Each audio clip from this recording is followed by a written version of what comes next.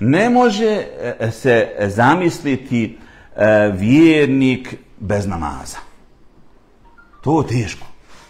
Zato je naš poslanik alejhi selam i podigao level toga do toga da kaže onaj ko ostavi namaz, on je nevjernik. Zavjet između nas i njih je namaz. Koga ostavi, on je nevjernik ili mušrik. To su ozbiljne riječi. Zato što učenjaci različni, a neće to govoriti danas. Je li onaj ko ostavi namaz nevjernik ili nije? To nije mesela koji ću danas govoriti. Ali onaj koji ne klanja, on je mesela u kojoj su učenjaci različni. Ima jedni učenjaci kažu ovaj je kafir, drugi kažu nije kafir. Po pitanju ovog insana koji ne klanja. Insan koji negira namaz je nevjernik po svim mezhebima. Kada namaz ne treba klanjati uopšte. To je nevjernik po svim mezhebima. Razilaženje po onom linom vjerniku, kaže la ilaha illallah Muhammedu Rasulullah, namaz kaže čisto srce, vjernici su svakakvi ljudi po džamiji tamo, ne mogu ja tu, ne klanja. Lin.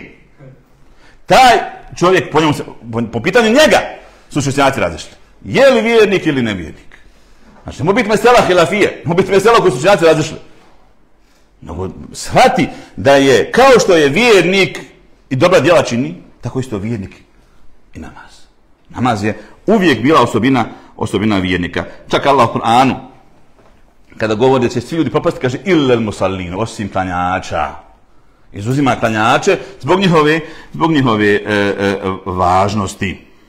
Abdullah ibn Shaqiq al-Uqayli kaže u rivajetu koji on bilježi imam Tirmidhi, kaže ashabi poslanika alejhi selam, ashabi Muhameda alejhi selam nisu smatrali ništa kufrom od dijela da čovjek ostavi osim namaza.